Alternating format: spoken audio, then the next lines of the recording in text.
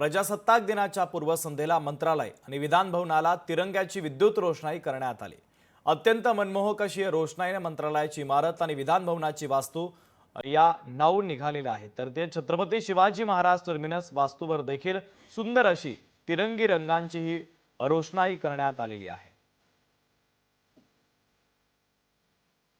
तर मुंबई महापालिकेच्या मुख्यालयाला देखील तिरंगी रोषणाई करण्यात आलेली आहे।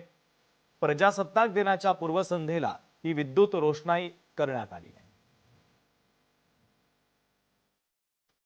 दरम्यान ही तिरंगी रंगाची विद्युत रोषणाई आता मुंबईकरांचं लक्ष वेधून घेते आणि ही रोषणाई आपल्या मोबाईलच्या कॅमेऱ्यात टिपण्यासाठी मुंबईकर देखील आता या वास्तूंच्या परिसरात गर्दी करत आहेत।